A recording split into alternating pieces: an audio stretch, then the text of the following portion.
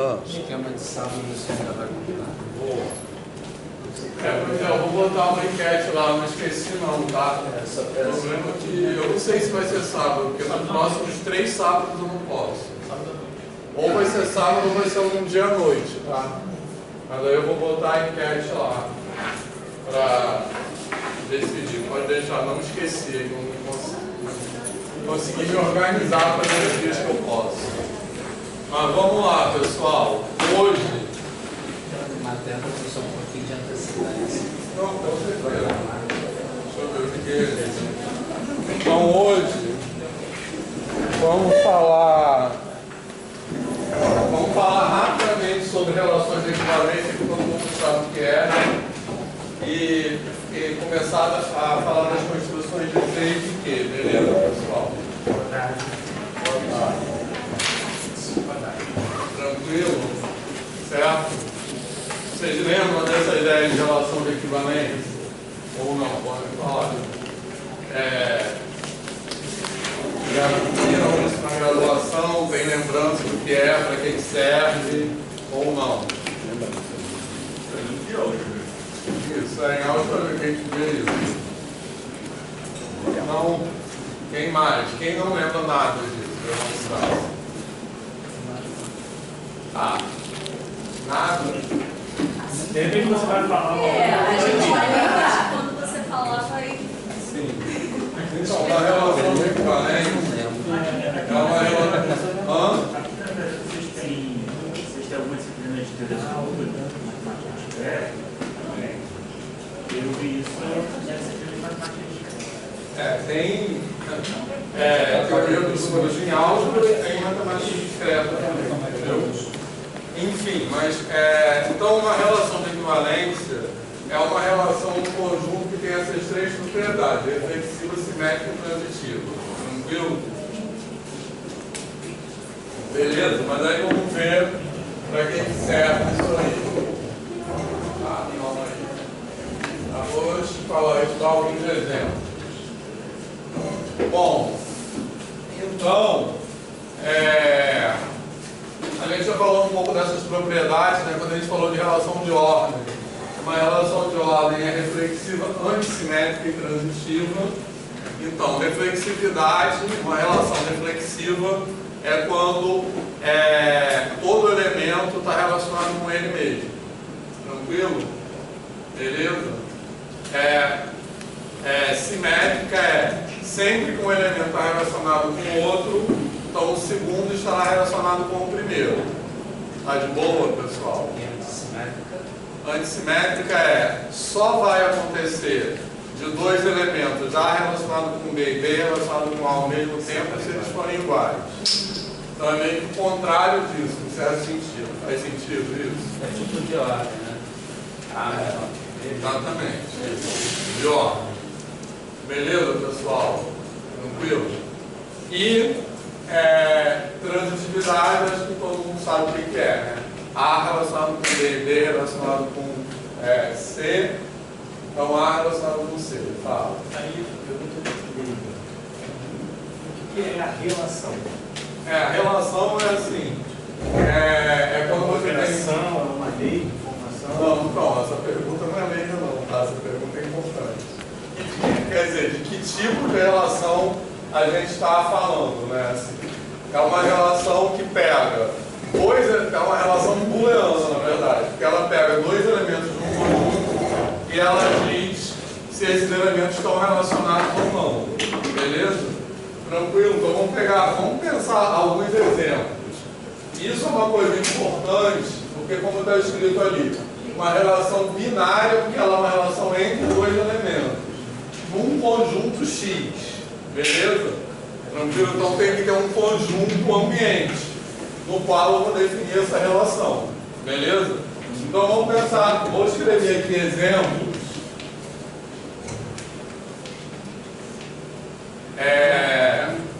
E esses exemplos, a maioria deles vai aparecer aí, beleza, pessoal? Tá? Então vamos pegar, por exemplo, X, o conjunto. Não, o conjunto é onde a relação está definida, tá? Então vamos pegar exemplo 1. Conjunto de todas as retas no plano, por exemplo, tá? Tranquilo, pessoal? Certo? Tá de boa? E vamos com um exemplo de relação entre retas do plano, é paralelismo, por exemplo. Tranquilo? Então vamos dizer que R, uma reta R, então R e S são retas no plano. Beleza? E a gente vai definir uma relação entre essas retas. Tá legal? A gente vai dizer que a reta R está relacionada com a reta S. Aí eu estou usando esse símbolozinho aí aleatoriamente. Esse símbolo aí poderia ser qualquer símbolo, tá? A gente vai dizer que a reta R está relacionada com a reta S se elas são paralelas. Tá de boa? Então, vamos ver se essa relação é aquilo ali. É reflexiva, simétrica e transitiva. Bom, ela é... Vamos começar pela segunda. Ela é simétrica, concorda? Beleza? Porque R, se uma reta R é paralela a uma reta S, então essa é paralela à reta R. Tá beleza? E ela é transitiva também. Aí a gente tem que pensar na definição do paralelismo. Vamos ver a primeira. Vocês acham que essa relação é simétrica? Uma reta é paralela a ela mesma? O que vocês acham? Na geometria euclidiana, então, depende de como, vamos esclarecer isso, porque depende de como a gente define paralelismo. Na geometria analítica, sim, né? A gente, então, pode pensar na geometria analítica, a gente pode pensar que duas retas são paralelas se elas têm o mesmo vetor diretor, se elas têm do plano, que eu estou pensando no plano, então, se elas têm a mesma inclinação. Beleza, pessoal? Tranquilo? Então, com essa definição na geometria analítica, uma reta paralela a ela mesma. Alguma dúvida? Tá de boa? Então, com essa definição que eu acabei de falar, a relação de paralelismo é uma relação reflexiva, simétrica e transitiva. Alguma dúvida? Beleza? Tranquilo? Tá de boa? Só que às vezes na geometria euclidiana, quando a gente fala inclusive de axioma das paralelas, a gente define paralelismo no plano, dizendo que duas retas são paralelas se a interseção delas é vazia. Né? Então, com essa definição, uma reta não é paralela a ela mesma. Tá de boa, pessoal? Certo? Então, só para evitar dúvidas, eu vou escrever assim, ó. Eu vou definir essa relação aqui, se as retas são paralelas ou são iguais. Porque, dependendo da definição de paralelismo, a igualdade reta pode ser um caso particular de paralelismo ou não. Você não faz, às vezes, quando eu tenho livros que falam retas paralelas distintas e paralelas coincidentes. Exato. Como sendo paralelas, né? Coincidentes. Exatamente. Tranquilo, pessoal? Certo? Então, alguma dúvida que isso aqui é uma relação de equivalência? A gente só está dando exemplos, mas o principal que eu quero falar agora é por que serve isso, né? Digamos assim, qual é a relevância de relações de equivalência. Por enquanto, só para a gente se familiarizar. Alguma dúvida sobre isso aqui? Eu entendi o argumento de reflexividade e simetria, mas eu não peguei a explicação de transitividade aí nesse exemplo que você botou. Nesse exemplo aqui? Isso. Então, se uma reta R é paralela a outra reta S, e essa reta S é paralela a uma reta T, então a reta R é paralela à reta T. Beleza? Se a gente tem aqui, ó, duas retas, aqui a reta R e a reta S, que são paralelas. Aí eu sei que tem uma reta T aqui que também é paralela a R, então essa será paralela a T também. Beleza? Mais alguma dúvida? Tranquilo, pessoal?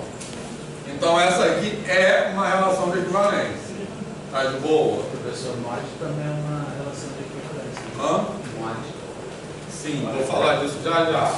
Antes disso, e essa relação de equivalência aqui, ela vai daqui a pouco nos levar a um exemplo muito legal, que é a geometria projetiva, que tem a ver com os nossos pontos do infinito que a gente estava falando lá, e que vocês já ouviram falar em geometria projetiva.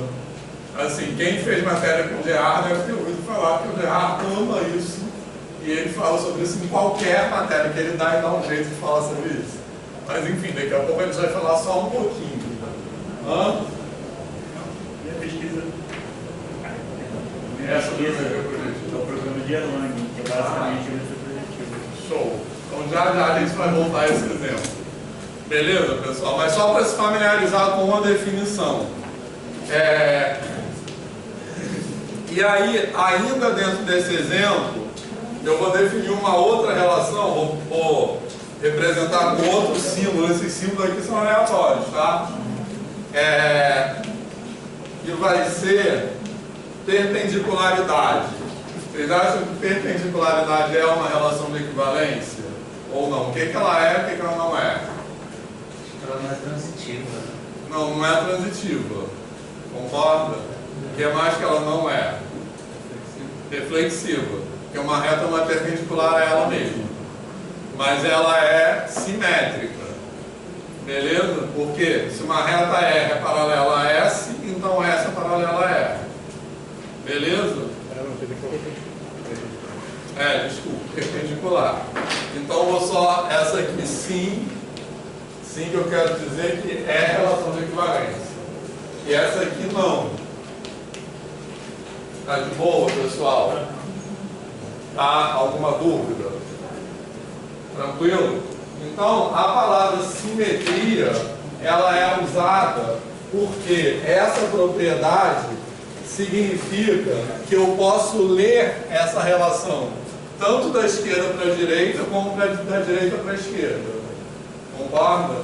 Certo? Tanto faz eu ler assim ou assim. Tranquilo? Tá? Bom, aí outros exemplos aqui. Vamos pegar x igual a, sei lá, z. Isso aqui sempre tem que ter um conjunto ambiente, tá? Beleza? Tranquilo? Senão a gente pode incorrer num paradoxo, beleza? Então essa aqui, z. Poderia ser contido, né? Não, pode ser contido, mas eu tenho que definir um conjunto ambiente. Antes de definir a relação de equivalência, eu tenho que dizer em que conjunto eu vou considerar a relação de equivalência. Esse conjunto pode ser um subconjunto de Z, mas eu tenho que começar fixando o conjunto onde eu defino a relação de equivalência, beleza? Isso vai ser fundamental e eu vou falar por quê, tá? Então eu estou fixando Z porque esses são exemplos aleatórios, tá? Poderia ser N, poderia ser outra coisa. Mas eu quero falar dessa relação aqui, menor ou igual, que a gente já falou. E a gente já viu, como eu falei agora há pouco, que ela não é uma relação de equivalência. Por quê? Dessas coisas aí, o que ela não é? Ela é assimétrica. Ela não é simétrica, ela é antissimétrica. Beleza? Tranquilo? Certo? Então, o que quer dizer? Mas ela é reflexiva e transitiva, mas ela não é simétrica. Então, o que quer dizer antissimétrica? Como eu falei também agora há pouco.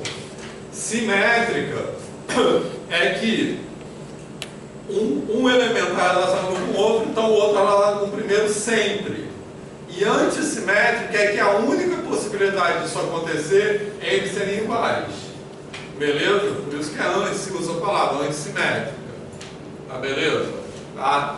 Bom, outro exemplo, vamos pegar ainda x igual ao conjunto dos naturais e vamos pegar uma relação congruência módulo qualquer coisa, sei lá, congruência módulo 3, mas poderia ser módulo qualquer coisa, beleza? Módulo um número qualquer. Z não é uma relação de equivalência porque não é simétrica, não vale a simetria. Quem não é relação de equivalência é o menor ou igual. Ah, tá. Entendeu? O conjunto não é uma relação de equivalência, o conjunto é onde a relação está definida. Entendeu? Então sempre você tem a relação, é uma relação que é a pergunta do Giovanni. Relação de equivalência é uma relação entre elementos de um conjunto. Mas para definir a relação, eu tenho que dizer de que conjunto, em que conjunto ela vai estar definida, entendeu? E aí ela, como está escrito ali, é uma relação binária. Então ela pega dois elementos desse conjunto e a gente vai dizer se os elementos estão relacionados ou não. Beleza, pessoal? Certo? Então aqui, no conjunto Z, congruência módulo 3, é uma relação de equivalência ou não? Sim, todo mundo concorda? Beleza? Todo mundo está ligado com congruência módulo, uma coisa qualquer, né? Tranquilo? Certo? Então, congruência módulo 3 é assim, dois elementos, dois números inteiros. Então, ó, Roberto, tem que falar, eu estou falando de números inteiros. Então, o que é congruência módulo 3? Eu vou dizer que dois números inteiros são congruentes se eles deixam o mesmo resto na divisão por 3. Tá de boa? Então, por exemplo, 1 é congruente a 4, certo? Beleza? Mas 2 não é congruente aqui, a 4 mesmo. Beleza? Porque 2 deixa o resto 2 na divisão por 3 e 4 deixa o resto 1 na divisão por 3. Tranquilo? Beleza? Tranquilo? Então, outra maneira de definir a congruência é dizer que 3 divide a diferença entre eles. Porque aí o resto se cancela, tá? Beleza? Então isso é a mesma coisa, tá de boa? Tá? Então, todo mundo concorda que isso é uma relação de equivalência?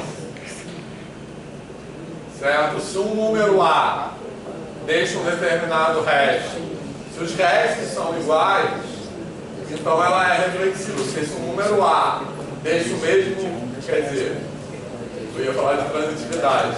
Então A está relacionado com ele mesmo, porque o resto é o mesmo. Se A está relacionado com B, então B está relacionado com A também, porque o resto é o mesmo. E se A está relacionado com B e B está relacionado com C, então A está relacionado com C, porque o resto é o mesmo. Está de boa isso? Tá? Tá tranquilo? Tá, então, esses exemplos, só para a gente se familiarizar com a definição. Tá beleza? Tá? Agora, o que as relações de equivalência têm de tão especial? Por que elas são tão relevantes? Porque elas dividem não, elas, vamos dizer assim, classificam, elas separam o conjunto ambiente naquilo que nós chamamos de classes de equivalência. Tá beleza? Tranquilo? Tá? Então, vamos ver, vamos pegar esse exemplo aqui mesmo, congruência módulo 3. Posso apagar esse quadro aí? Pode? Tá.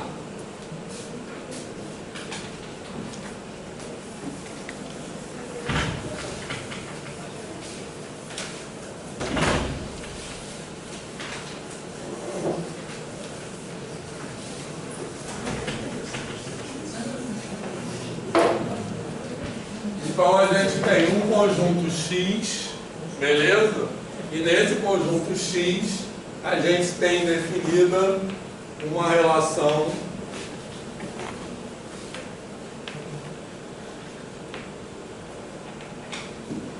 de equivalência.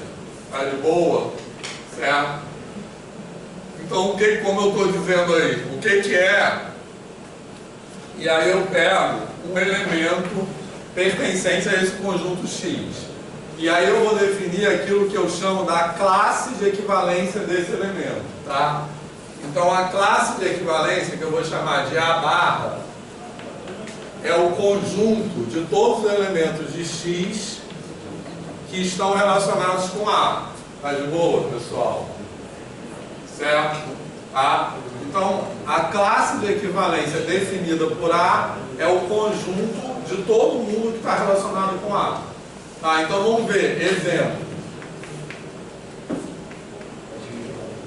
Vamos pegar esse mesmo exemplo que eu acabei de falar. O conjunto X igual a Z e a relação em questão vai ser congruência módulo 3. Beleza? Tranquilo? Tá? Então, vamos pegar um elemento de Z. Começar por 0. Tá legal? Certo? Então, quem é a classe gerada por 0? Os múltiplos de 3. Todo mundo concorda? Porque todos os múltiplos de 3 deixam o resto 0 na divisão por 3.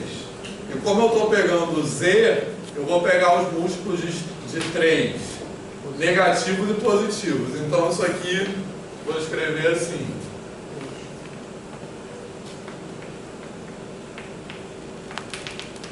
Beleza? Esse aqui, então isso que eu chamo de 0 barra. É o conjunto, para cá também tem reticência. Tá?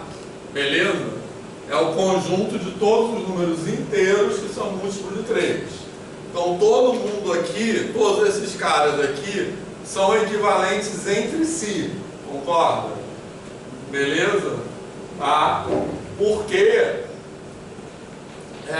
todos eles deixam o mesmo resto 0 na divisão por 3. Ensino fundamental 1, essa palavra equivalente só trabalhar com frações. Isso, nós já vamos chegar lá. Frações equivalentes. Tem tudo a ver com o que a gente está falando, tá? Beleza, pessoal? Aí, vamos pegar outro elemento. 1.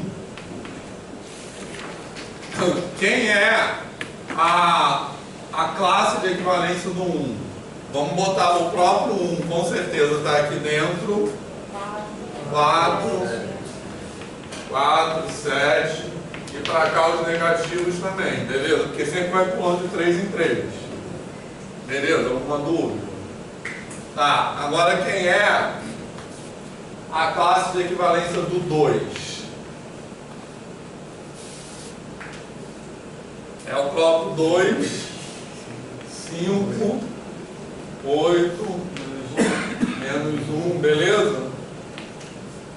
Tranquilo? Certo? Bom, aí, continuando. Quem é a classe de equivalência do 3? É sempre de 3 em 3. Menos 0. Você vai começar a repetir. Isso. Exatamente. A classe de equivalência do 3 é a mesma do 0. Então 0 barra é igual a 3 barra. Tá legal? Certo? Depois. Exato. Então tem mais alguma classe de equivalência além dessas 3? Qualquer uma vai ser igual a uma dessas aqui. Então, beleza? Tranquilo? Então, o que essa relação de equivalência faz? Ela pega o conjunto Z, vou botar assim, faz de conta que aqui é o conjunto Z, e ela reparte o conjunto Z em 3 classes. Então ela classifica, digamos assim, o conjunto Z. 0 barra, 1 barra e 2 barra. Eu posso chamar o 0 barra de 3 barra. Posso chamar o 2 barra de 5 barra. São símbolos diferentes para a mesma coisa, para o mesmo conjunto, concorda? Da mesma forma, exatamente da mesma forma que 1/2 é igual a 2 quartos. São representações diferentes para a mesma coisa. Tá beleza, pessoal? Posso usar os negativos também, tipo É. menos 3 barra. Perfeito. Menos 3 barra é igual a 0 barra. Menos 2 barra é igual a 1 barra. Entendeu? Beleza? Então, como está escrito ali, a gente chama cada elemento desse de um representante da classe. Então, se eu pegar a classe 0 barra, menos 3, 0, 3, menos 6, menos 9, 18, são todos diferentes representantes da mesma classe. Tá de boa? Certo? Já adiantando essa analogia com o número racional que vai aparecer daqui a pouco. Tipo assim, 1/2 e 2 quartos são representantes ou representações, se vocês preferirem, do mesmo número racional, 0,5. Tá de boa isso? É exatamente a mesma situação aqui. Tranquilo? Frações equivalentes são uma classe de equivalência. Exatamente. O número racional é isso que a gente vai, é aí que a gente vai chegar. O número racional é uma classe de equivalência. E as frações são representantes dessa classe. Tá de boa? As frações e os decimais equivalentes. É. Uma representação. Tá de boa isso, pessoal? Certo? Tranquilo?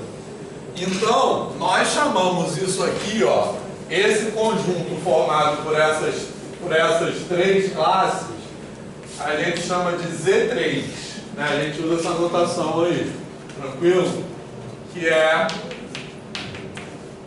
formado por esses três elementos, 0 barra, 1 barra, 2 barra, tá de boa? Certo? Tranquilo? Então, esse conjunto Z3 é o conjunto cujos elementos são esses novos objetos que são criados por meio dessa relação de equivalência. Tranquilo, pessoal? Certo? Tá de boa isso? Tá? Isso aí que a gente chama em termos módulo 3, né? Bom, eu ia falar uma coisa, esqueci, mas outra coisa então. Olha só. Então repara só, presta atenção numa coisa que é importante. A gente começou com o conjunto Z, tranquilo? Certo? E no conjunto Z, a gente definiu uma relação de equivalência, que no nosso caso foi congruência módulo 3. Tranquilo? Com essa relação de equivalência, a gente, de uma certa forma não, foi isso mesmo. A gente inventou um novo tipo de objeto, que a gente chama de inteiro módulo 3. Tranquilo, pessoal? Certo? E pegou esse novo tipo de objeto, que no caso são 3 só, 0 barra, 1 barra e 2 barra. E a gente formou um novo conjunto. Tá legal? Então, a gente formou o Z3, que é 0 barra, 0 barra, 1 barra e 2 barra. Tranquilo? Aí o que acontece? Nessa passagem desse conjunto inicial para o novo conjunto, o que era equivalência aqui vira igualdade aqui. Tá legal? Porque ou a gente fala, por exemplo, que 0 é equivalente a 3, por exemplo, módulo 3, e aqui eu estou falando do 0 e do 3, números inteiros, certo? Elementos de Z, tranquilo? Isso, quando eu trago isso para cá, isso vira uma igualdade, tranquilo? Porque aí o 0 barra e o 3 barra, eles são iguais, eles não são mais equivalentes. Tá beleza, pessoal? Certo? Então, quando a gente define uma relação de equivalência num determinado conjunto ambiente, digamos assim, a gente está identificando coisas equivalentes ali. A gente inventa um novo conjunto, que é uma classificação do conjunto anterior, que é uma separação em classes, e nesse novo conjunto, essa equivalência vira igualdade. E o que eu ia falar aquela hora é que esse novo conjunto é chamado de conjunto quociente do conjunto original mediante a relação de equivalência. E isso é porque esse conjunto quociente é o resultado de uma divisão mesmo do conjunto original. Pega o conjunto original e repassa, faça uma repartição. Não sei se eu estou viajando muito, mas ali são números inteiros, ali são conjuntos. Isso, exatamente, ali são conjuntos, mas ali é igualdade de conjuntos. 0 barra é igual a 3 barras. Você faz uma partição mesmo. Eu fiz uma partição. Juntos, mas a união dá... Isso, exatamente. Isso que eu vou falar agora, beleza? A gente fez uma partição. Tranquilo, pessoal? Certo? E repara que aqui, se eu quiser, eu posso escrever assim, ó. Tranquilo? Isso que está escrito aqui é a mesma coisa que está escrito aqui. Porque esses caras aqui são respectivamente iguais. Tá de boa? Certo? Tranquilo? Bom, então a gente tem aqui o que a gente chama do conjunto ambiente, e aqui é o conjunto quociente gerado por essa classe de equivalência, ou seja, ele é o conjunto resultante dessa partição, dessa repartição. Tá de boa isso, pessoal? Tranquilo? Tá? E a gente trabalhou com um exemplo aqui. Alguma dúvida nisso? Todo mundo lembra disso, assim? Da graduação? Trabalhar com isso de alguma forma? Bom, isso aí é muito útil em várias coisas de matemática. Por exemplo, a gente constrói, porque como eu falei, definir uma classe de equivalência é uma maneira de construir um novo tipo de objeto. Porque a gente tem algo que é equivalente no conjunto ambiente e a gente identifica todo mundo que é equivalente dentro de classes. E essas classes são um novo tipo de objeto. Tá legal? E esse processo de, vamos dizer assim, inventar novos tipos de objeto, ele é muitíssimo usado em matemática hoje para definir, para construir coisas. Então eu estou falando disso porque é assim que a gente vai construir já Z, Q e R. Tá legal? Tranquilo? Todos são construídos por meio de classes equivalentes que a gente identifica dos conjuntos anteriores. Beleza, pessoal? Mas existem muitos outros exemplos. Esse aqui é outro exemplo, né? Inteiro de módulo N. Outro exemplo que é muito conhecido é o conceito de vetor. Beleza?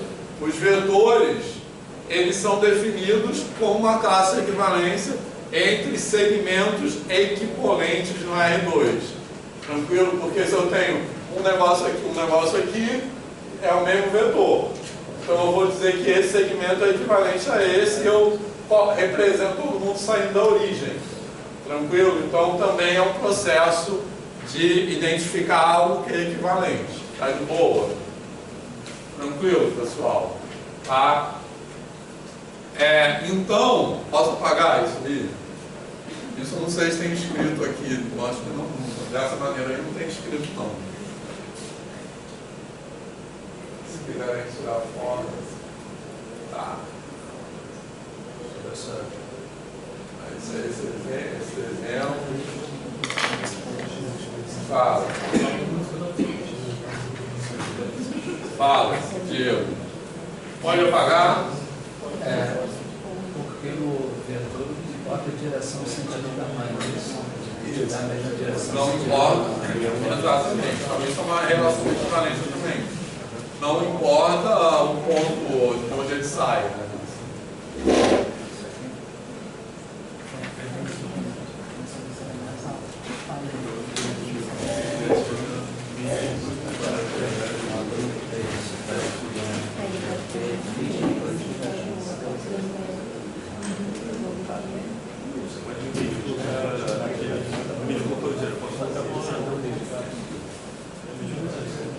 Posso apagar isso aí? Então, só para a gente sistematizar aqui as ideias, como a gente está falando o tempo todo que a relevância de uma relação de equivalência é produzir uma partição no conjunto ambiente. O que é uma partição? Que a gente também pode dizer que é uma classificação. Tranquilo? Por quê? Porque é uma subdivisão do conjunto ambiente, por isso que chama o novo conjunto gerado, vai chamar conjunto quociente. É uma subdivisão do conjunto original em subconjuntos que são disjuntos e que cobrem o conjunto todo. Tá beleza, pessoal? Certo? Tranquilo? E é isso que está escrito nesse teorema aí. Então, só escrever a demonstração desse teorema. Posso apagar isso aqui? Posso apagar?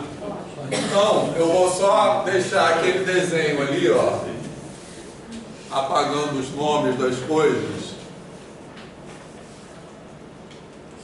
Só para mostrar que é sempre essa situação que vai acontecer.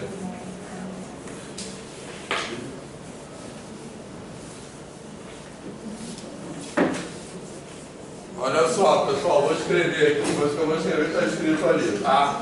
Só para a gente sistematizar o seguinte. Então eu tenho, ela sempre vai acontecer isso. Eu pego o conjunto original e vou subdividir em classes. Tá beleza? Certo? Então o que vai acontecer? Vão acontecer duas coisas. Primeiro, que essas classes, elas cobrem o conjunto original inteiro. Tá de boa? Certo? Então, eu vou pegar, aqui não é mais Z, tá? Z não é X, é um conjunto qualquer, tá?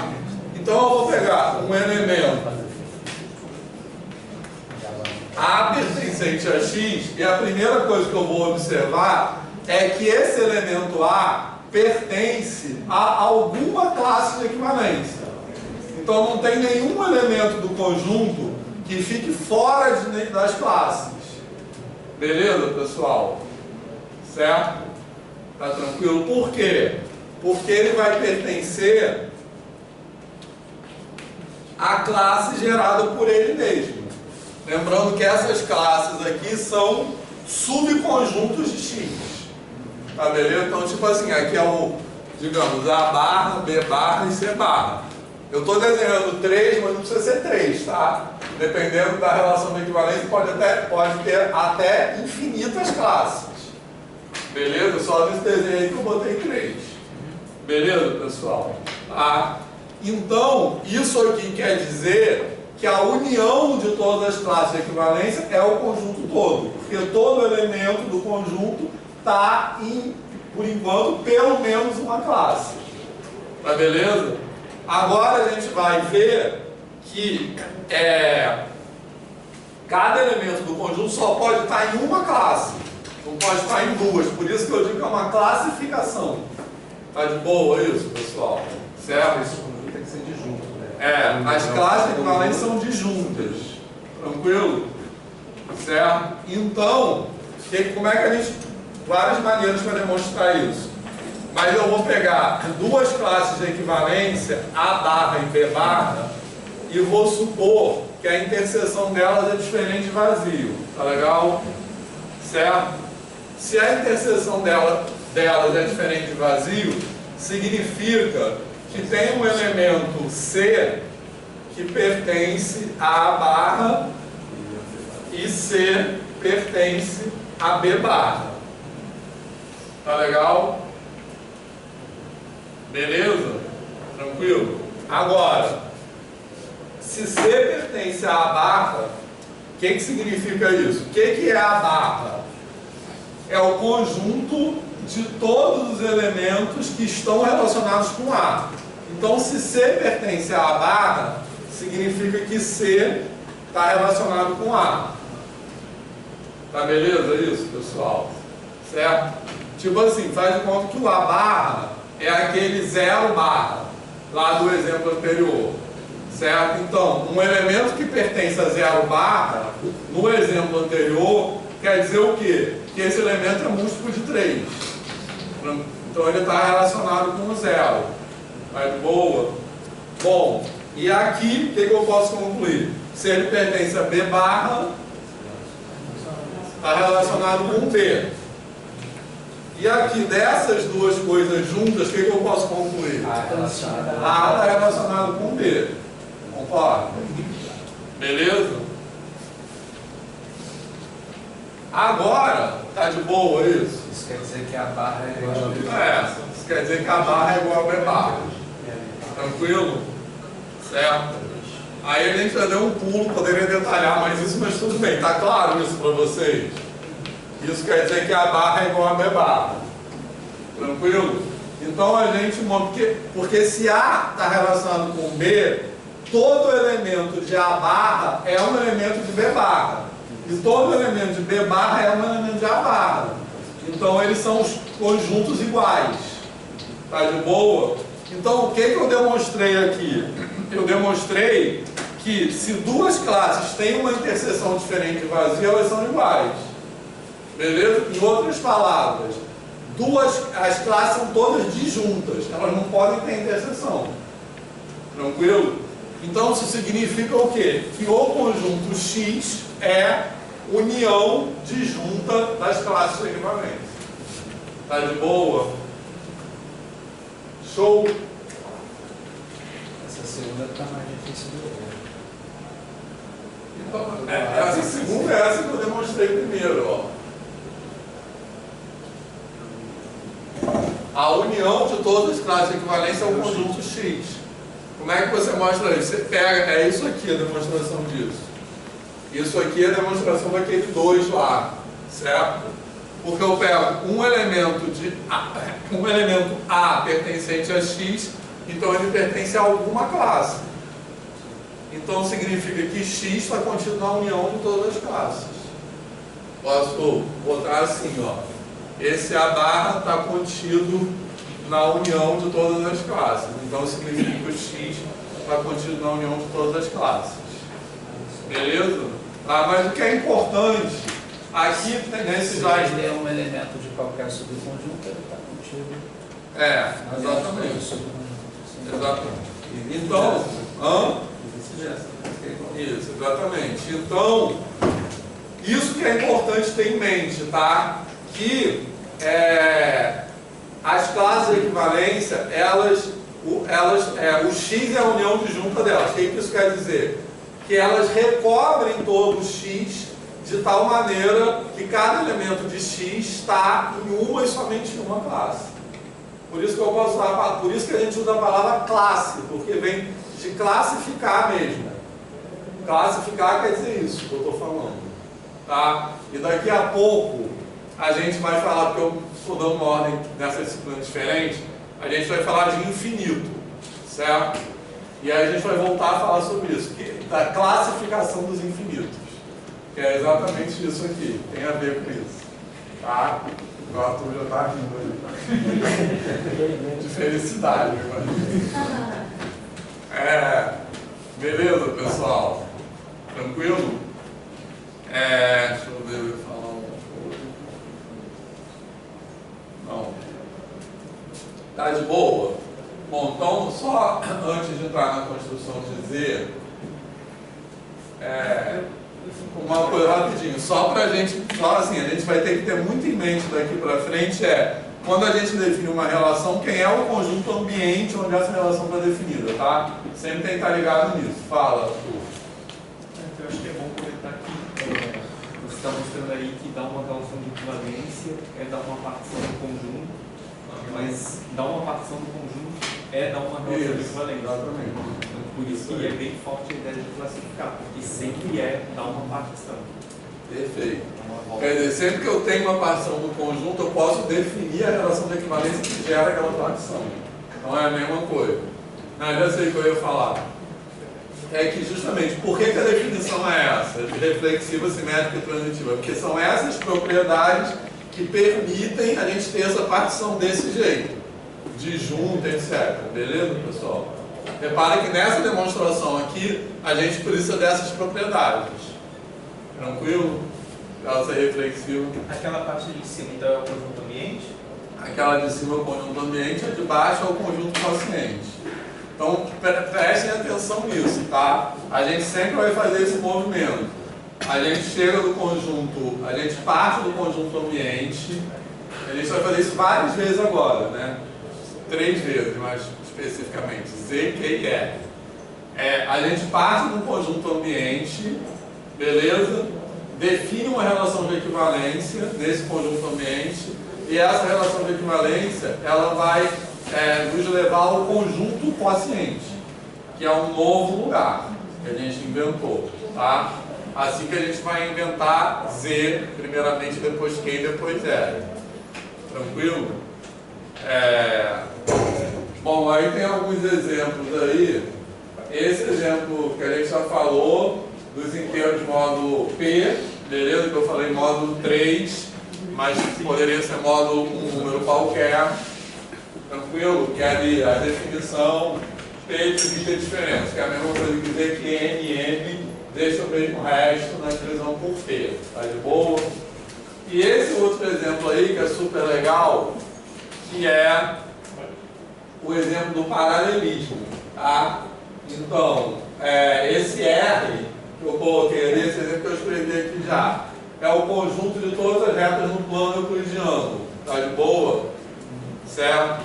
E aquela relação de equivalência, eu vou dizer se elas são paralelas ou coincidentes. Vou dizer coincidentes só para não ter dúvida. Tranquilo, pessoal? Certo? Então, essa relação de equivalência, ela vai gerar... Ah, já esqueci de falar também. Só uma notação, tá? Posso apagar isso aqui? A notação que a gente usa para o conjunto paciente é com uma barrinha, assim.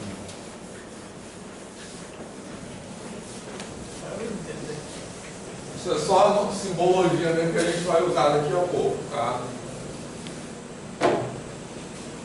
Então aqui eu tenho X, o conjunto ambiente, isso aqui é a relação de equivalência, e a gente representa assim o conjunto quociente, que é, como eu disse, o resultado dessa classificação, beleza? Tranquilo? Bom, e aí eu tenho esse R manuscrito, esse R aí, que é o conjunto de todas as retas no plano, beleza? E eu vou considerar no conjunto R a relação, eu vou usar esse símbolo aí mesmo, de paralelismo, tranquilo? Beleza?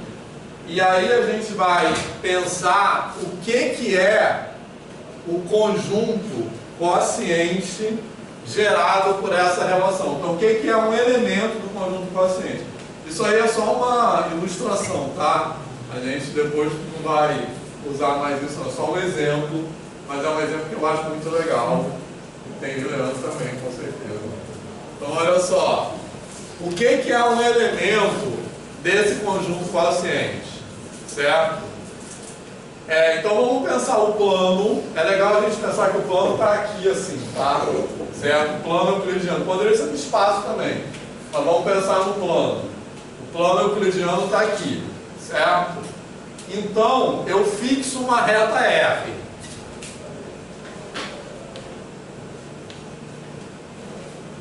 Certo? Tranquilo? Então, o que é o elemento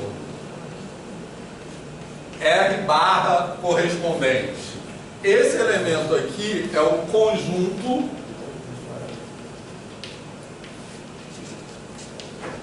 de todas as retas paralelas a R. Tranquilo? Então a gente pode pensar que essa classe de equivalência aqui, ela é um feixe. Concordam? Ela é um feixe de retas. Tá de boa? Certo? Então eu pego uma reta, pensa que o plano euclidiano está aqui assim. Então pego uma reta R qualquer desenhada aqui. Beleza? Essa reta R, ela vai estar associada com um feixe de retas paralelas. São todas as retas que são paralelas a ela, ou seja, que estão na mesma direção dela. Tranquilo? Certo? O conjunto dessas retas é a classe de equivalência de R. Agora pega outra reta S nessa direção aqui, mesma coisa. Nessa direção aqui, que eu estou pegando no plano só, tá? Só para facilitar, que poderia ser no espaço. Então aqui, associado a uma reta S que está aqui, eu vou ter outro feixe. Esse outro feixe é a classe de equivalência de S. Tranquilo? Certo? Agora, aí é que está a parte legal. Eu posso pensar, e aí é um exercício de, assim, é uma representação, mas é um exercício de lirismo mesmo, assim, de fantasia. Porque eu posso pensar nesses feixes como pontos do infinito. Por quê? Porque tem até alguns desenhos aí, ó. Não tem aquela parada? Isso aí são coisas que eu já falei. Peraí, calma aí. Aí eu estou falando do feixe, ó. Aí eu estou falando que isso aí vai gerar um novo tipo de objeto, tá? Então, o número inteiro, eu gero um novo tipo de objeto que é inteiro módulo P, beleza? Calma aí, esse é o plano projetivo. Olha esses desenhos aí. Alguns desenhos aleatórios que eu peguei na internet, assim, tranquilo? Então, por que eu posso chamar, liricamente, digamos assim, um feixe de retas paralelas de um ponto no infinito? Porque quando a gente olha em perspectiva, a gente tem a sensação visual de que esse feixe de retas paralelas estão tipo convergindo para um ponto. Beleza? Então eu uso essa visão para dizer que um feixe de retas paralelas está associado com um ponto no infinito. Fala. Mas o fato de ter essa sensação não é pela Terra ser geóide? Não, acho que não, porque mesmo se fosse num plano seria essa mesma sensação. Eu acho que essa sensação vem do sentido humano mesmo, né? Assim, essa ideia é que em artes plásticas é usado como perspectiva, né? Que tem até toda aquela questão, né? Que tem quadros medievais que não tem perspectiva, estão ligados nisso? Que é a pessoa que está longe. Então isso é da percepção humana mesmo. Então a gente tem que o que está mais longe vai diminuindo, né? Isso eu acho que é uma maneira do nosso cérebro traduzir a distância para a gente entender quem está mais perto e quem está mais longe.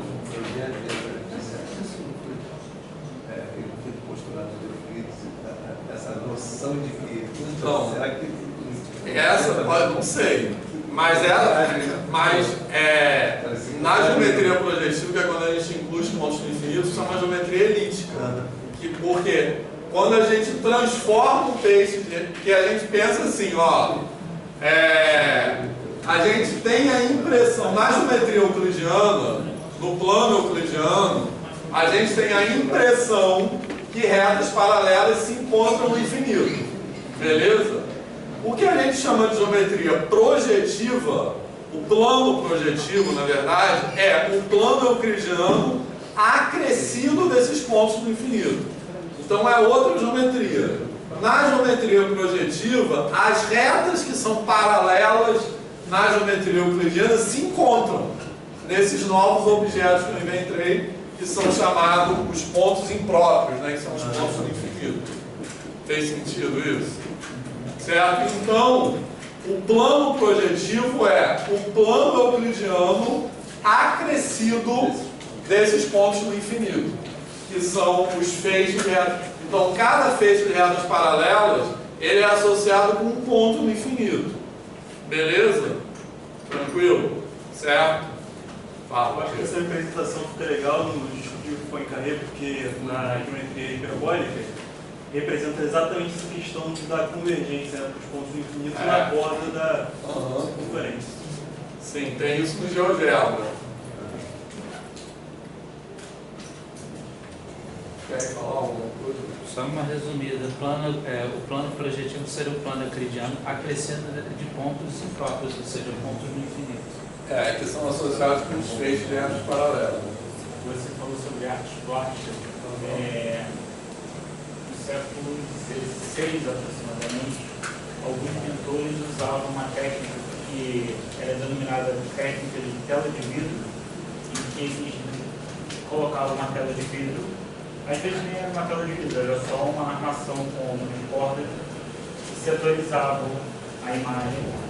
E a partir dessa setorização de imagem, eles liam o que estava atrás sob uma certa perspectiva e faziam uma correspondência um a um de cada um dos setores da imagem a um setor no campo da pintura, né, na tela de pintura. E isso gerou coisas como, por exemplo, as ideias de perspectivas de pontos de fuga, que depois, né, matematicamente, a gente considera como pontos infinitos, mas para a pintura são pontos de fuga. Exatamente. Isso aí, legal. Inclusive, eles não se setorizavam assim, de maneira retangular somente, porque, e aí entra uma brincadeira que o melhor polígono que existe é o hexágono. Porque quando você setoriza em retângulo ou em triângulo, você consegue fechar todos os pontos da imagem. Porém, a sua perspectiva é limitada.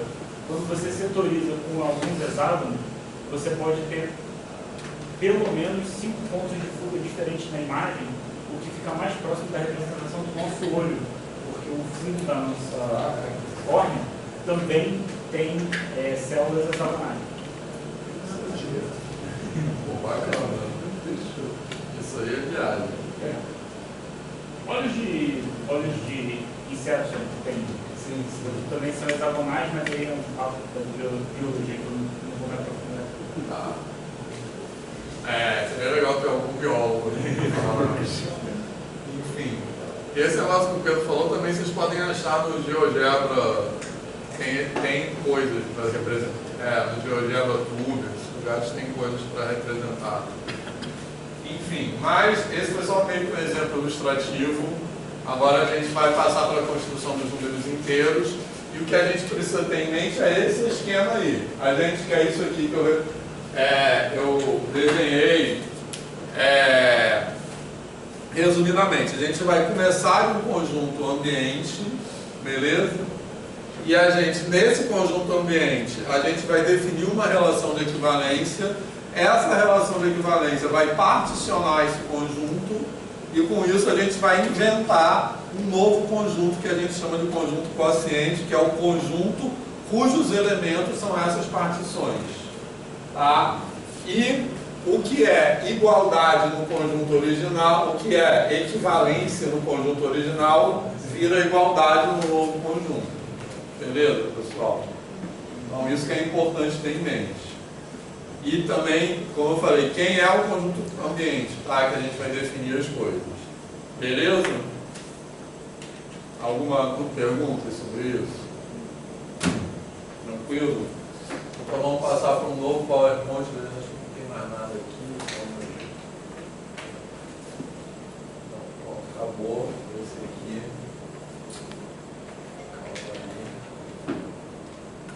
Agora, construção de desde que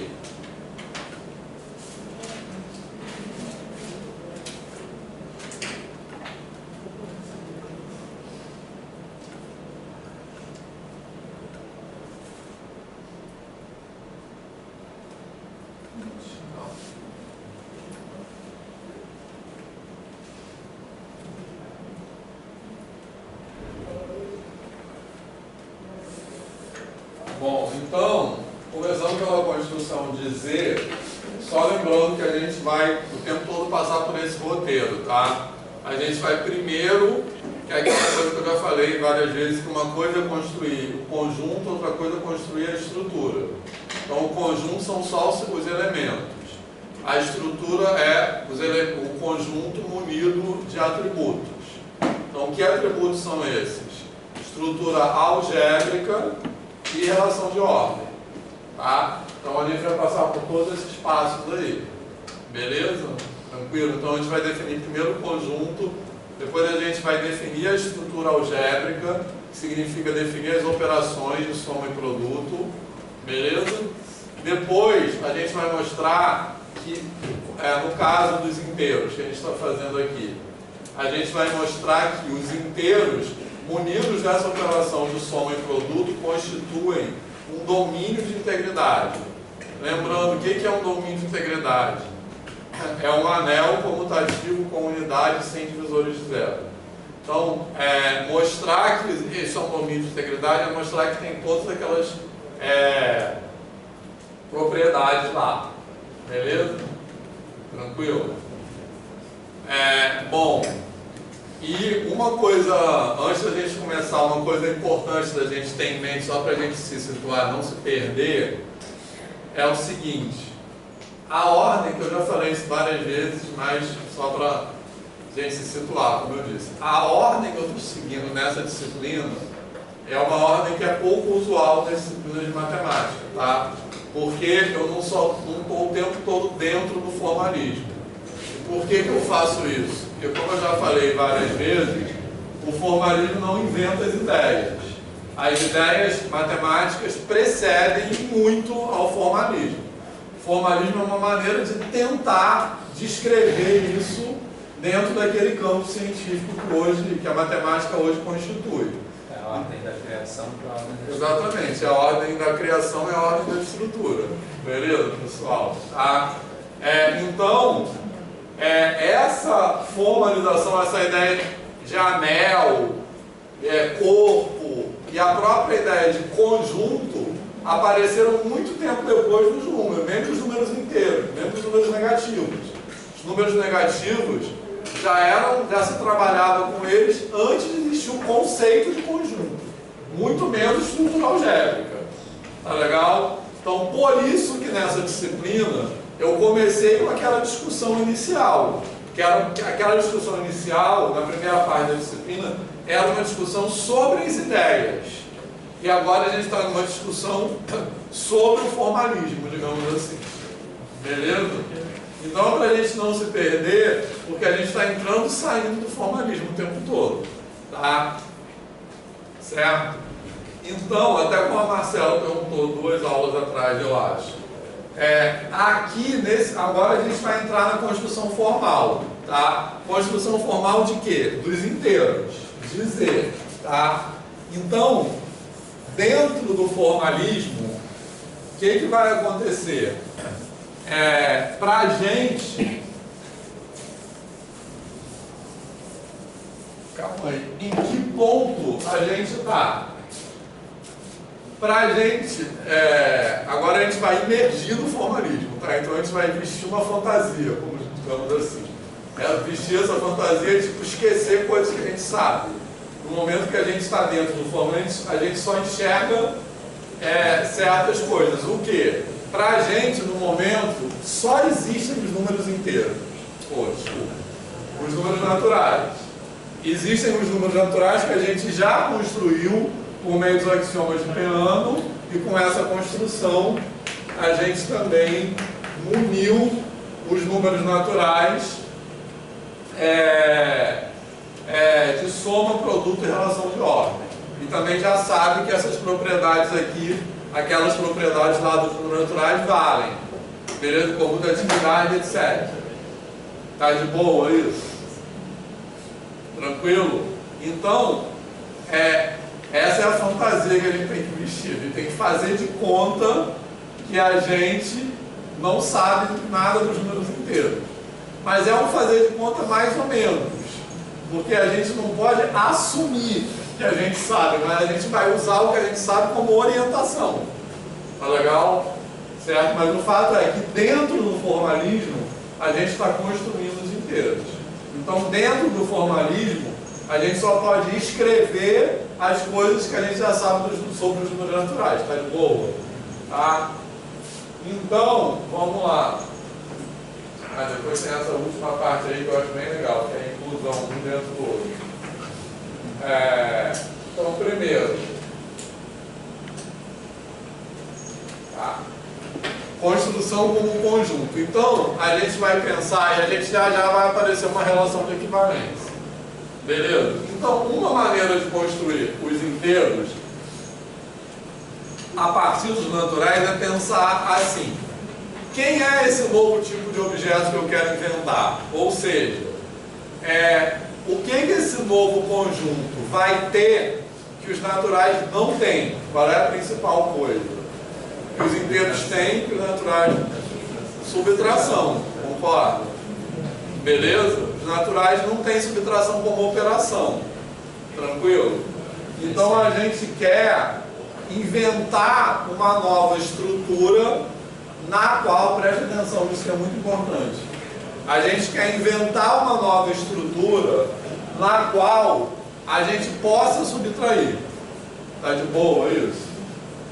Tá certo? Tranquilo? Então, quem são os novos números? Tá? A gente até aqui, número pra gente são os naturais. Agora a gente vai inventar novos números, que eu vou chamar de inteiros. Agora, quem são esses novos números que eu vou inventar? Esses novos números são resultados de subtrações. Posso pensar assim. Tá? Poderia dizer que somados igual a zero. Somados igual a zero. Sim. Então, posso pensar assim também, certo? Porque o que eu quero acrescentar são, mas já vou falar sobre isso, o que eu quero acrescentar são os inversos aditivos. Então eu tenho os naturais e quero acrescentar os inversos aditivos. Mas sobre isso tem uma reflexão que é super legal. Acho que eu vou falar, não vou dar spoiler, vou falar mais pra frente, tá? Aí, mas assim, não é um spoiler, uma preparação. Que é a seguinte, vamos fazer logo uma analogia, porque daqui a pouco, depois disso, a gente vai querer construir os racionais. Tá legal? Então, pensando como o Diego falou, nos inteiros a gente quer pegar os naturais e acrescentar os inversos aditivos. Beleza? Aí faz de quando fez isso, beleza, inteiros. Os inteiros estão prontos. Qual é o próximo passo? Para passar dos inteiros para os racionais, a gente vai querer acrescentar o quê? Os inversos multiplicativos. Tranquilo? Certo? Só que tem um plot twist nessa questão. Mas guardem isso que daqui a pouco a gente fala. Tá? Beleza? Mas enfim, a gente está pensando aqui, uma maneira equivalente de pensar sobre isso é que a gente quer acrescentar aqui os resultados das subtrações. Tá de boa? Beleza? Tranquilo? Tá? Então a gente quer pegar os naturais e, por exemplo, eu vou com a subtração aqui, 5 menos 3, quanto dá? 2. Beleza? Certo? Mas se eu fizer... Mesmo que 4 menos 2. Mas calma, isso aí existe nos naturais. Mas eu vou fazer assim, uma outra subtração. Fala aí uma subtração que não tem. 3 menos 5. Pode ser 3 menos 5. 3 menos 5 não tem resultado dentro dos naturais, concorda? Então eu vou pensar, aí qual é o pulo do gato? Eu vou pensar o seguinte, então como esse número, lembrando, para a gente só existem os naturais, então esse número aqui não existe, beleza? Não existe um número que corresponda a esse resultado dentro dos naturais, concorda? Então eu vou inventar um novo número, tranquilo? Certo? Para inventar um novo número, eu poderia simplesmente, beleza, eu vou chamar 3 menos 5 de cobrinha, por exemplo, assim. Desenhar uma cobrinha mais bonitinha. Beleza? Eu poderia simplesmente, inventei. Tranquilo? Não é inventar um novo número. Então inventei, vou chamar isso aí de 3 menos 5. Vou falar, beleza, vamos em frente. Qual é a questão? Essa cobrinha que eu inventei para ser o resultado, eu não posso, por que eu não posso simplesmente sair inventando coisas loucamente ao Deus dará? Porque essa cobrinha que eu inventei para 3 menos 5, ela tem que ser o mesmo objeto que eu vou inventar para ser o resultado de 6 menos 8. Concorda? E de 13 menos 15. Beleza? De 1000 menos 1002. Tranquilo? Certo? Então eu não posso simplesmente inventar cobrinha aqui e estrelinha aqui. Beleza? Certo? Porque as coisas não, lembrando aquele roteiro, que não é só inventar o conjunto, é inventar o conjunto e as operações. Beleza? Então, simplesmente se eu sair inventando coisas loucamente, as coisas não vão fechar no final, não vai funcionar. As operações não vão dar certo. Tranquilo, pessoal? Tá de boa? Certo? Tranquilo? Então, como é que eu vou construir isso? Eu quero construir de tal forma que o novo objeto que eu vou inventar para ser 3 menos 5, esse novo objeto aqui, ele tem que ser o mesmo que eu vou inventar para ser 6 menos 8. Fala. No caso do objetivo que você construiu, esse objeto seria um conjunto? O conjunto dos inteiros. Resultado? O conjunto desses resultados é o conjunto dos inteiros. Beleza? São relações de equivalência. Então, aí que vai entrar a relação de equivalência. Então, olha só, pessoal. Eu não posso construir assim. Não é que eu não quero, eu não posso, não vai dar certo se eu sair construindo assim. Eu quero amarrar as construções de tal forma que essa amarração garanta que o novo objeto que eu vou inventar para ser o resultado de 3 menos 5 seja o mesmo objeto que eu vou inventar para ser o resultado de 6 menos 8. Tá beleza? Tranquilo? Aí que vai entrar a equivalência. Só tem uma questão ainda, antes da gente falar que equivalência vai ser essa, que é a seguinte: o que eu quero é isso aqui, beleza? Só que eu não posso escrever isso aqui. Por quê? Porque eu estou nos naturais. Nos naturais não existe subtração. Então, se eu escrever isso dessa forma, beleza? Que isso aqui eu já estou pensando em qual é a equivalência que eu quero definir. Só que se eu começar definindo essa equivalência assim, eu já estou escrevendo o objeto que eu quero inventar. Eu não posso escrever esse 3 menos 5, porque não existe 3 menos 5. Beleza? Certo? Isso aqui é proibido, não posso escrever isso. Beleza? Tranquilo? Tá? Alguma dúvida? Certo? É como se eu escrevesse menos, isso aqui no final vai ser menos 2, né? Mas enfim, ainda tem um caminho para como vai aparecer esse menos 2. Mas é como se eu escrevesse, isso aqui é exatamente, eu estou escrevendo, se eu escrever isso aqui, eu estou escrevendo menos 2 como elemento de N, eu não posso fazer isso. Beleza? Então isso aqui é proibido nos naturais, não existe isso nos naturais. Então o que eu tenho que fazer? Eu tenho que encontrar uma maneira de escrever isso aqui, ou seja, escrever algo que seja equivalente a isso aqui, beleza? Mas com coisas que sejam permitidas nos naturais, que é o quê? Em vez de subtração, soma. Então, como eu posso escrever isso aqui por meio de soma? Fala aí. 3 mais 5? Não. 3 mais quem? Não. Como é que é uma coisa que é equivalente a isso aqui? Isso, mas que só beleza? 3 mais 8 igual a 6 mais 5. Se eu escrever isso aqui, isso significa que 3 menos 5 será igual a 6 menos 8. Só que isso eu posso escrever, isso aqui eu não posso. Nesse universo. Exatamente. Beleza? Agora, vamos generalizar isso. Tranquilo? Eu vou pegar a 4. Professor, mas ali a gente só pode interligar aquela coisa ali à outra através daquela propriedade, né? Para todo A tem essências naturais, então, mas, né? Existe um menos A tal que A mais. Então, mas no final a gente vai chegar a essa propriedade. A gente nos naturais não tem essa propriedade. Então, olha só, pessoal, por que isso aqui é, digamos assim, um exercício de falsidade? Por que eu escrevi assim? Porque eu sei onde eu quero chegar, mas eu não posso escrever onde eu quero chegar. Eu escrevo isso assim porque eu sei que assim vai dar certo no final, mas eu ainda não posso escrever isso. Então eu tenho que fingir que eu não sei uma coisa que eu sei. Eu não posso escrever aquilo que é proibido, mas isso que é proibido serve como orientação para o que eu vou escrever. Eu acho que isso é muito importante que eu estou falando pelo seguinte, porque os livros de análise e de álgebra escondem isso.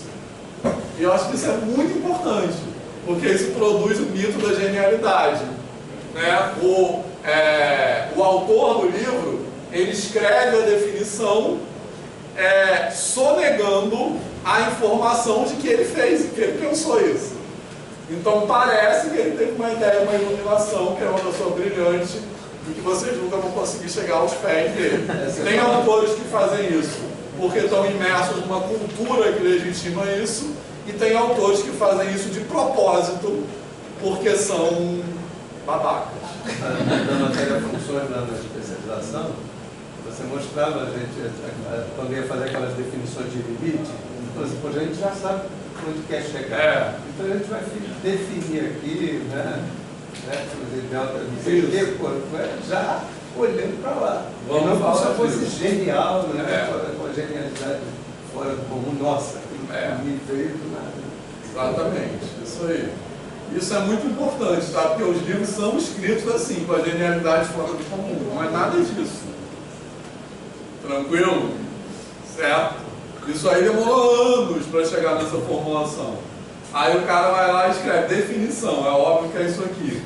Eu acho que isso é uma política dentro do meio matemático. E é uma política de preservação de um grupinho dominando tudo. Eu vi até vídeo de professor daqui, né, que você está vendo que ele tem um domínio muito grande do formalismo. Mas ele fala certas coisas como se fosse a coisa mais trivial do mundo. O que faz o espectador que ainda está aprendendo ficar perdido nos termos. Exatamente.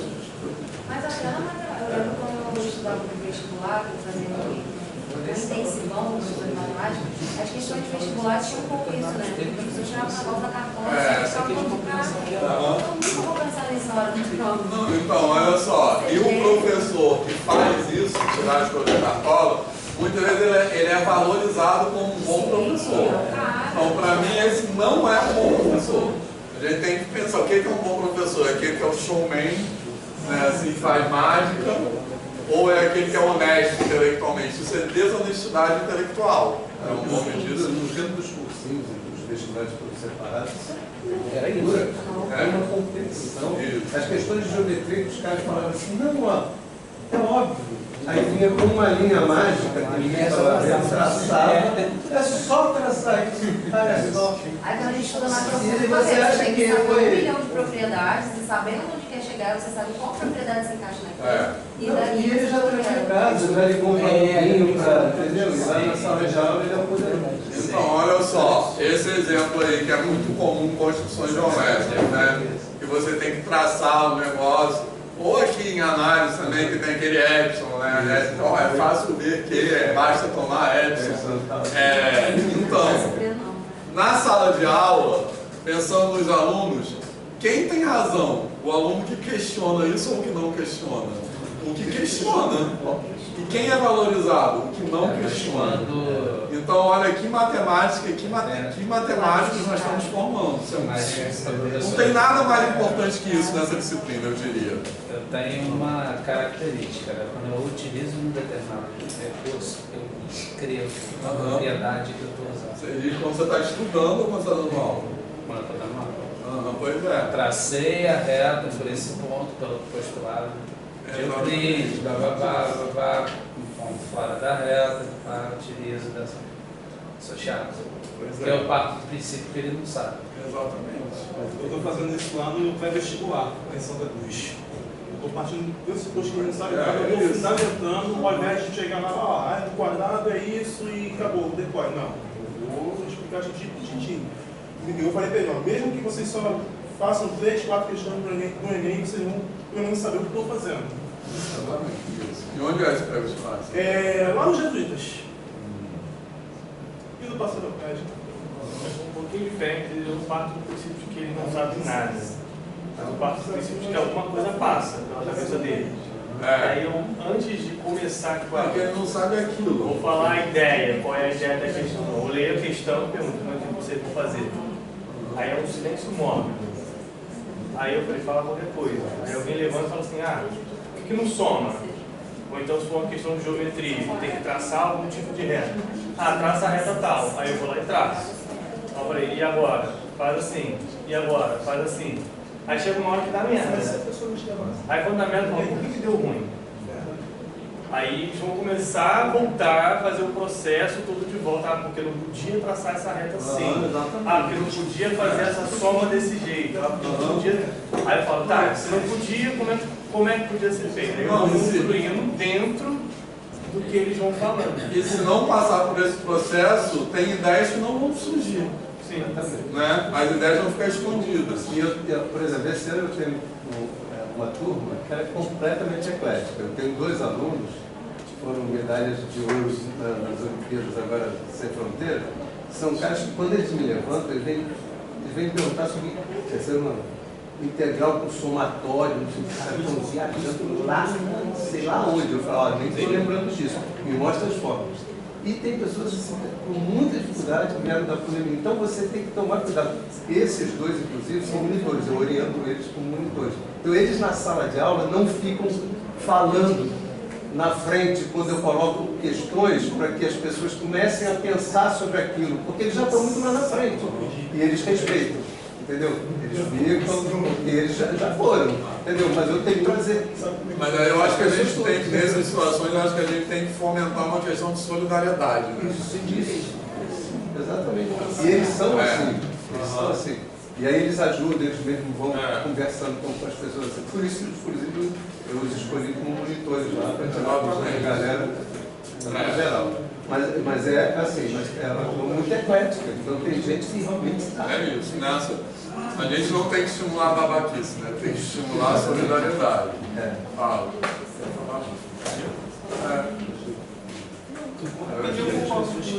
Eu acho que justamente uma das coisas importantes da matemática, junto do formalismo, é a ideia. Se você não mostra a ideia, aí quando a pessoa se deparar, quando ela precisar usar a ideia, ela não vai saber. Porque você está ensinando assim. E aquela pessoa está escondendo de que ela pensou assim.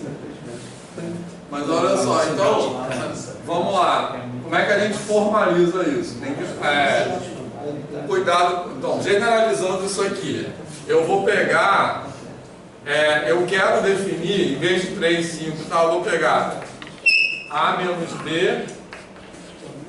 Eu quero definir quando, preste atenção, ó, esse A, B, C e D são 4 números naturais.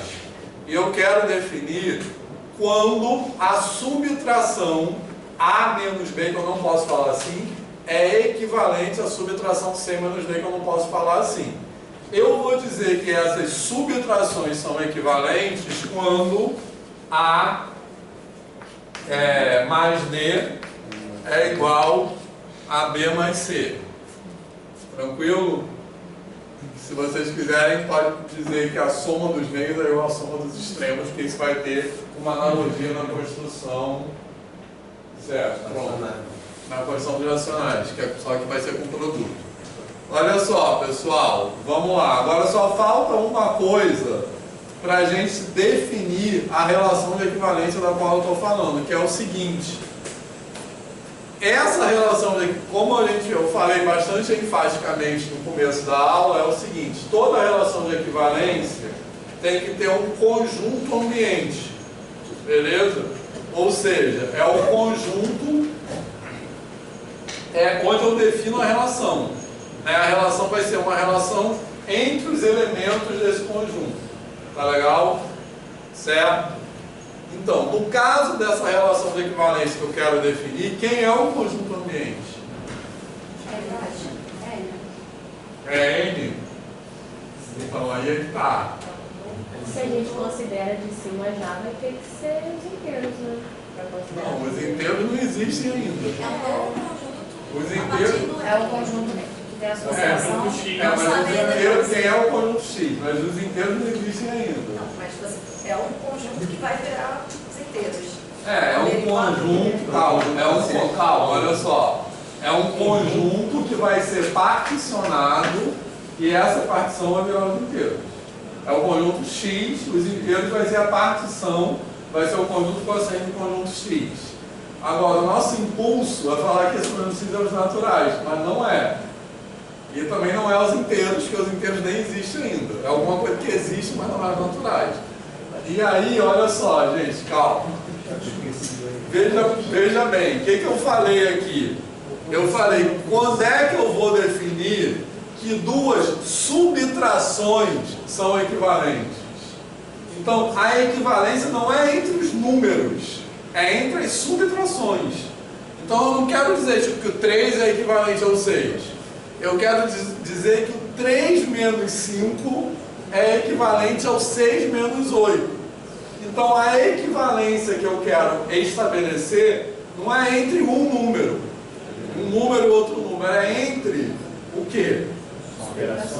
Subtrações. E para ter uma subtração não tem que ter um número só, tem que ter o quê? Dois números. Então, beleza? Então, a equivalência que eu quero estabelecer não é entre 3 e o 6. É entre o 3 e o 5 com o 6 e o 8. Beleza? Então, por que não há os naturais? Porque não é uma equivalência entre um número só. É uma equivalência entre pares de números. Quem é o conjunto onde os pares de números moram? R não. N cartesiano. N cartesiano N. Beleza? E aí, fez sentido? Então, olha só. Então, o que eu vou definir? O ambiente é N cartesiano N. Então eu vou... Eu já sabia que existia esse cartesiano. Porque a gente está supor pergunta, mas por quê? Porque eu omiti essa parte, mas a gente está supondo que a gente sabe tudo sobre teorias conjuntas. Entendeu? Beleza? Então, produto cartesiano, essa parte toda eu estou supondo que antecede a nossa história aqui, quando a gente começou. Então a gente precisa, é isso, senão a gente teria que voltar muito lá atrás. Então eu estou supondo, por que existe N cartesiano N? Por que não é proibido falar de N cartesiano N? Porque eu estou supondo que eu sei tudo de conjuntos. Beleza? Então eu sei união, interseção, produto cartesiano, diferença, função. Estou supondo que eu sei isso tudo, entendeu? Então por isso que eu posso falar disso. Beleza? Tá? Então eu vou pegar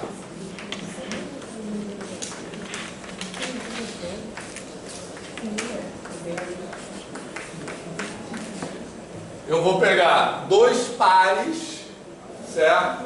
A, B e C, D pertencentes a N cartesiano N, e eu vou dizer que o par AB é equivalente ao par CD, C e somente C, A mais D é igual a B mais C. Beleza? Essa é a definição que vai aparecer aqui. Pronto. Tá? Agora, olha só, vamos lá, vamos destrinchar isso um pouco mais. Posso apagar essa parte aqui? Então, veja bem, ao fazer isso, o que eu estou fazendo?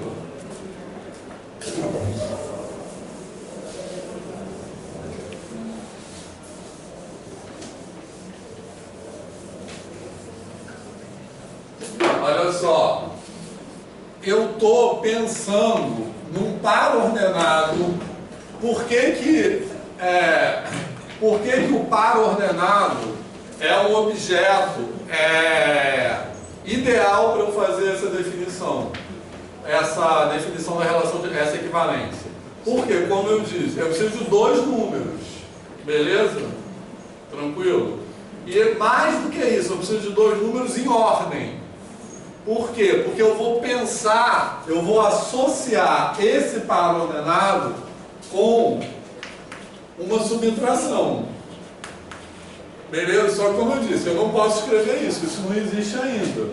E o par ordenado eu posso escrever. Por que eu posso escrever o par ordenado? Porque, como eu falei com o Giovanni, eu estou supondo que existe N e existe tudo sobre conjuntos. Então eu posso escrever isso. Tá? Mas eu quero associar secretamente, ao olhar esse par ordenado, eu tenho que ver, na minha cabeça, eu tenho que pensar numa subtração. Beleza? Só que quando eu estou dentro do formalismo, eu não posso escrever a subtração. Por isso que esse exercício que eu falei, a gente tem que estar dentro do formalismo, tem que sair e olhar de fora, senão a gente não entende direito o formalismo.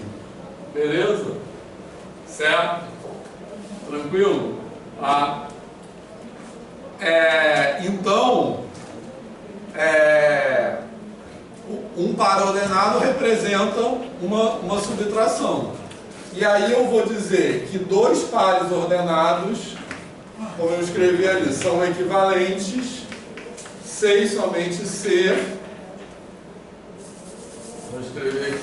C e somente C, A mais D é igual a B mais C. Ao escrever isso aqui, o que eu estou querendo dizer é que A menos B é igual a C menos B. Então, ao escrever isso aqui, eu tenho que ter guardado na minha cabeça que na verdade que eu quero dizer isso. Beleza? Tranquilo? Então, quem vai ser o conjunto Z? O conjunto Z vai ser o quociente de N cartesiano N por essa relação de equivalência que eu acabei de definir. Beleza? Que é o que está escrito aqui. Pronto. Eu estou dando outro símbolo aí nesse PowerPoint, então vamos usar só para ficar igual. Então, olha só.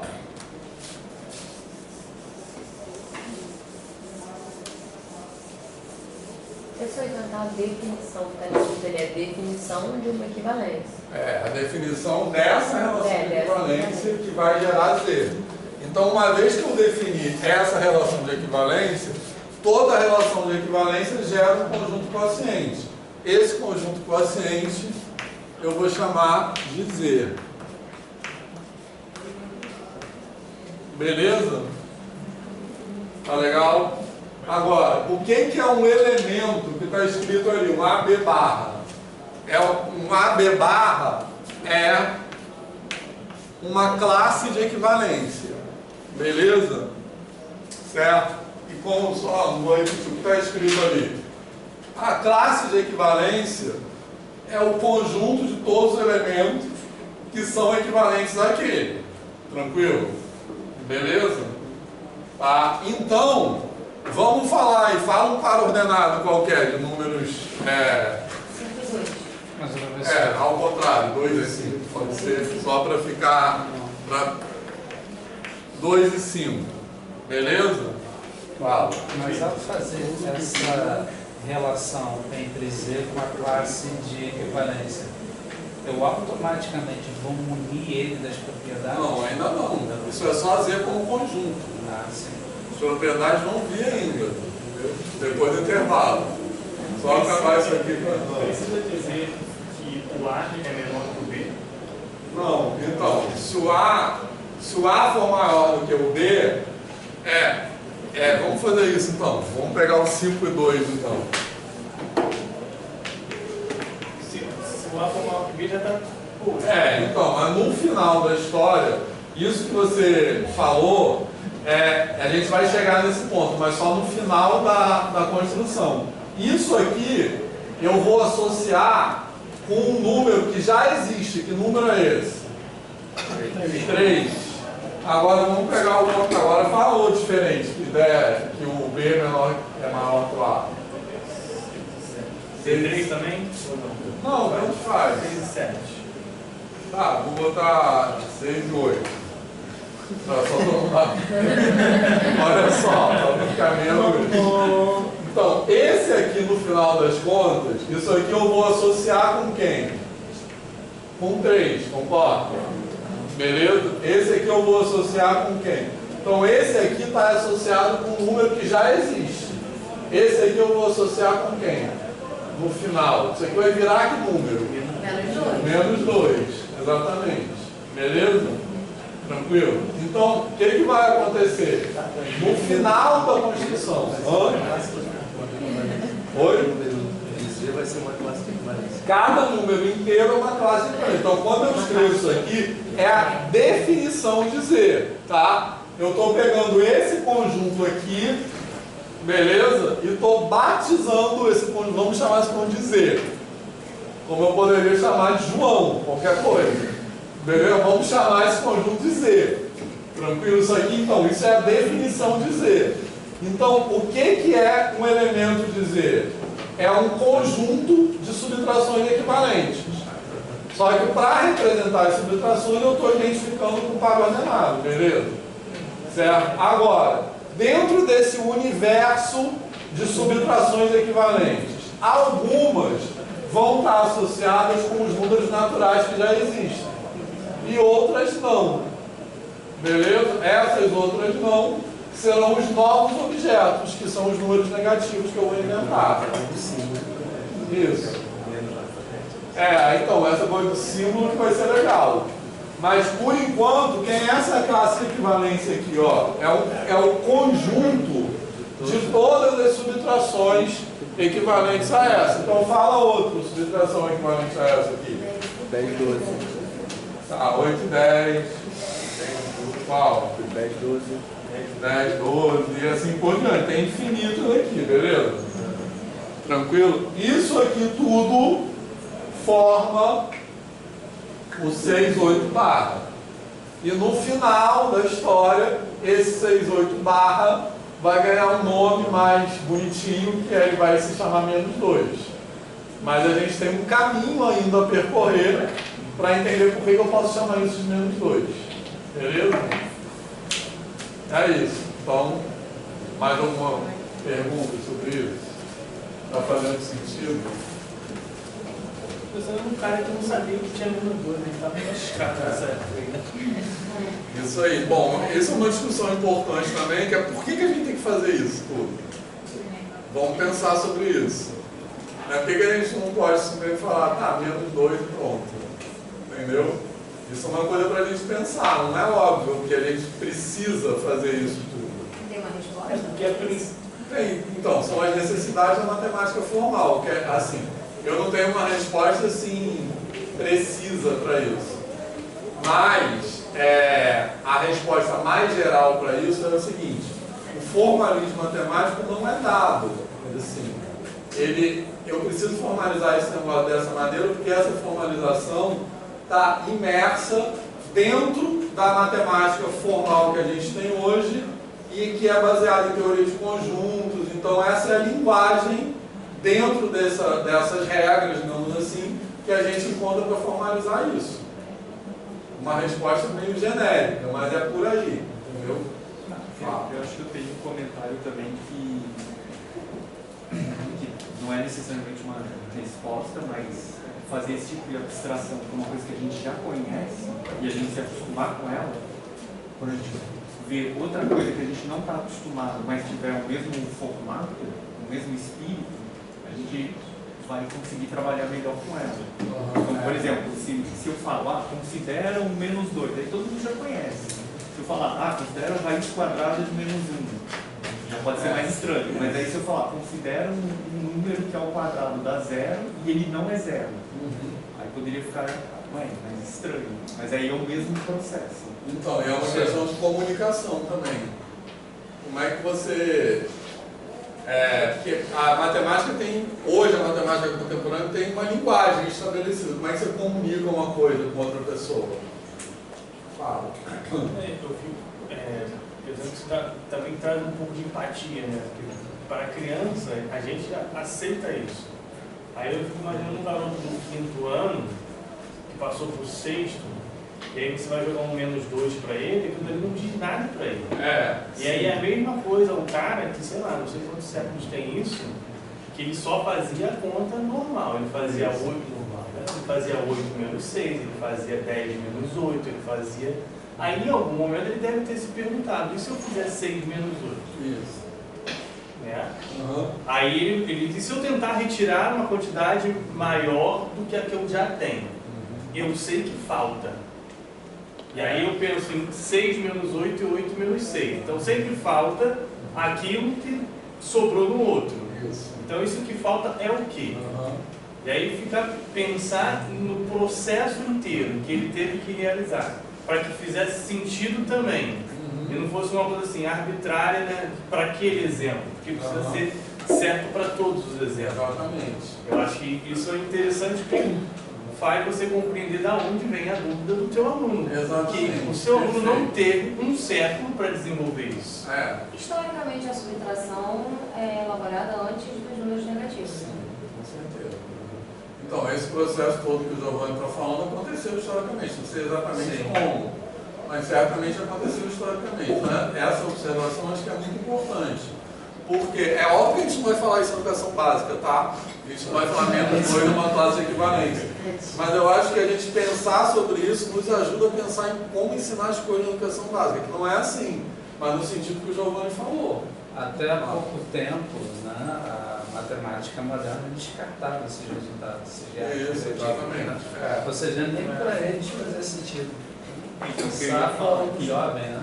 Disso que vocês estão falando, que o Giovanni Bartolomeu falou, os italianos renascentistas não tinha uma equação cúbica, por exemplo, eram famílias. Porque o que a gente consideraria, sei lá, uma coisa com um coeficiente negativo, eles jogavam para o outro lado como positivo. Então tinha toda uma classificação. Você não que era muito mais escrevia complicada. na equação quadrática. Exatamente. Você não escrevia. Para todas elas, não era ax quadrado mais bx mais Podia c botar igual a zero, um porque se ali. era menos b, eles passavam para o outro lado para ficar bx. Então, existia subtração, mas não existia simétrica, né? Esse número negativo. Mais ou menos. A gente fala muito do alquarismo quando ele trouxe os números hindus para o pensamento árabe. Mas houve um outro matemático tão importante quanto ele, que é o Al-Kizzi. Ele fez toda uma terminologia sobre equações, eu esqueci o nome do livro dele, é sobre equações e contrabalançeios, algo nesse sentido. E lá ele começa a discutir sobre os resultados de operações. Oi? Álgebra quer dizer isso, né? Algo tem a ver com balancear. Isso. Não, esse é o livro do alquarismo. Mas esse é um outro matemático que está fazendo outra ideia. E ele está falando sobre. É engraçado que ele está falando sobre equações diofantinas, mas aí a gente não fala muito sobre isso, porque essa equivalência não existia para ele naquela época. Mas enfim, ele está falando sobre a relação de operações. E uma das coisas que ele enuncia são esses números que eles chamam de números desencantados. Desencantados. Que eram números de subtrações que ele chamava desencantados porque usavam números negativos. E ele dizia que esses números apareciam como um desencanto mesmo da coisa, uma coisa que não era palpável. Mas ele justificava dizendo que haviam resultados já, de certa maneira, comerciais, de troca, que necessitavam desses números para que as pessoas soubessem como conseguissem realizar entre elas relações de dívida e lucro. Então, já nessa época, já havia uma noção bem clara de que os números negativos tinham uma aplicação. Eles só não eram aceitos dentro do corpus matemático europeu, mas já havia alguma aceitação para ele. Para além disso, esse mesmo Al-Kizzi, ele depois vai sustentar que esses números desencantados também seriam números com tais, mas de outro sabor. E a palavra que ele usa é sabor mesmo. Para quem ele dizia isso, eu não sei. Mas esse negócio do número com sabor, né, ele depois tornava essa ideia de sabor como. Cara, eu esqueci o nome. Mas enfim, posteriormente a ele, um outro matemático, que eu não consigo pronunciar o nome, dizia que os números positivos eram doces e os números negativos eram amargos. E aí? Eu acho que é legal, tipo assim, eu não tenho um símbolo para botar nesse troço, então vou falar o que não é, e aí eu acho que a ideia de oposição tem isso, né? Eu tenho doce, tenho amargo, eu tenho aquilo que é encantado, aquilo que não é. E aí como é que eu vou expressar isso de uma forma simples, elegante talvez, de forma que sim, um é o oposto do outro.